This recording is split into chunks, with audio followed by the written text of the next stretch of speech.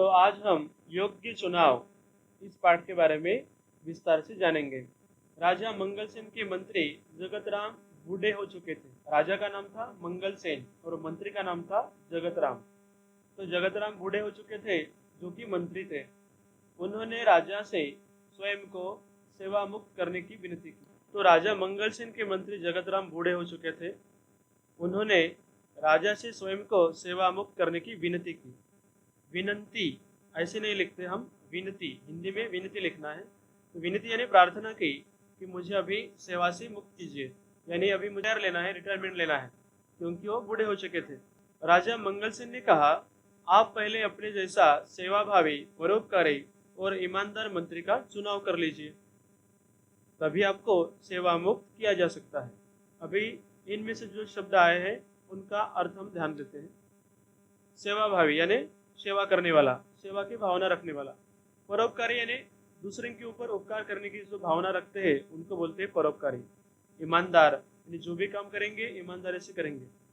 तो ऐसा मंत्री पहले आप चुनिए, यानी चुनाव कीजिए, उसका ढूंढिए, चुनाव कीजिए, और तभी आपको सेवा से मुक्त करूंगा, ऐसे राजा कहते हैं। जगत राम ने आदेश दिया। तो नए मंत्री का चुनाव करने के लिए जगत राम ने क्या आदेश दिया, देखिए। राज्य में ढिंडोरा पिटवा दो कि राज्य के नए मंत्री का चयन अगले गुरुवार को किया जाएगा। यानी ढिंडोरा पिटाना यानी क्या करना, डुगी बजाना या मुनादी देना, ठीक है। सबको जब कुछ ऐलान करना होता है तो सबको बताने के लिए ये ढिंडोरा पिटवाया जाता है।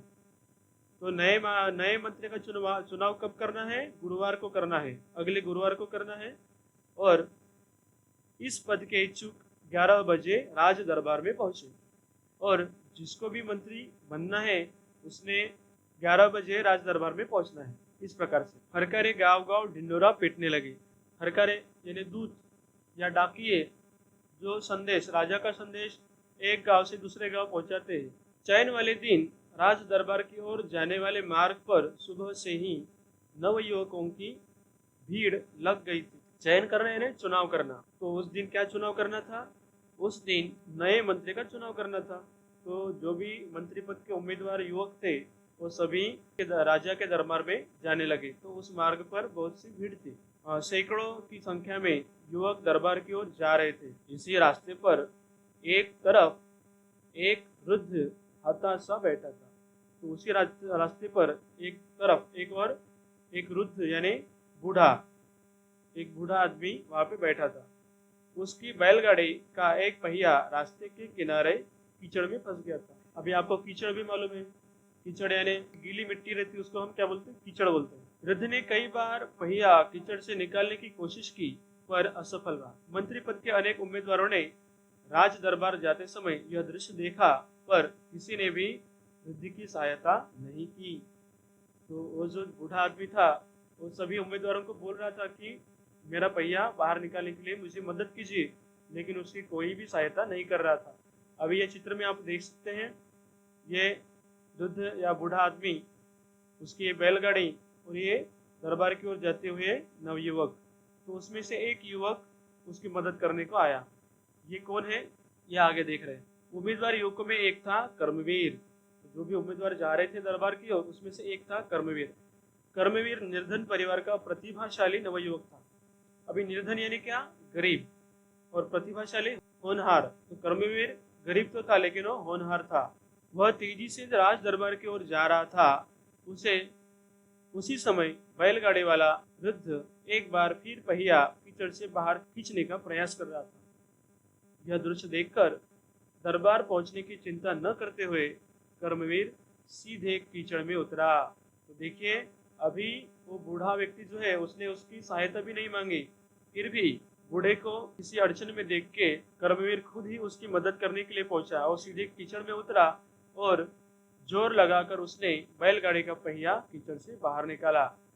वृद्ध ने उसे ढेरों आशीर्वाद दिए, फिर इनाम के रूप में कुछ रुपए देने चाहे, पर कर्मवीर ने विनम्रता से मना कर दिया।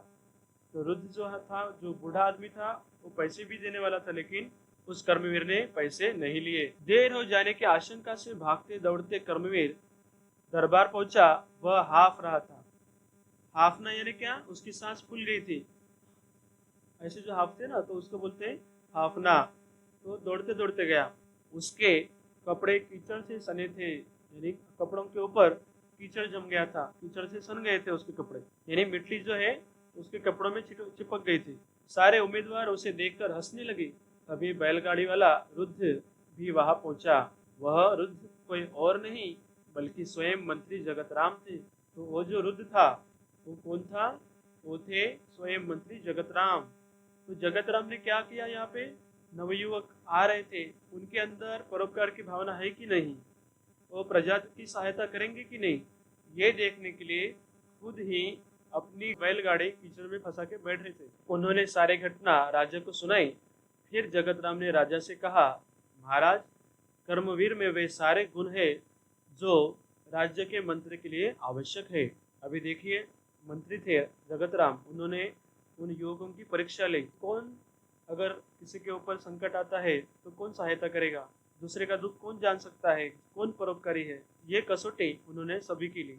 तो उनमें से कर्मवीर जो था वो सहायता के लिए आगे आया, तो उसी में वो सारे गुण थे। सारी बातें जानकर राजा मंगलसेन बहुत प्रसन्न हुए। उन्होंने कहा, जो सामान्य आदमी की पीड़ा से दुखी होता है, उसे दूर करने का प्रयास करता है, वही राज्य के ऊंचे पद पर बैठने का अधिकारी है। तो राज्य के ऊंचे पद पर बैठने का अधिकारी कौन होता है? जो सामान्य व्यक्ति की पीड़ा समझता है और उसे उन दुखों को दूर करने का जो प्रयास करता है। जगतराम जी ने योग्य व्यक्ति का चुनाव किया है। आज से कर्मवीर राज्य के नए मंत्री होंगे। तो आज से नए मंत्री कौन होंगे? कर्मवीर। तो इस प्रकार से हम इस पाठ में ये सीखे कि परोपकार हमें करना चाहिए, अगर कोई मुसीबत में है तो उसकी हमें मदद करनी चाहिए। तो इस प्रकार से हमने इस पाठ में यही सीखा कि हमें ज़रूरतमंदों की मदद करना चाहिए और तभी हम ऊंचे ओहदे तक पहुंच सकते हैं।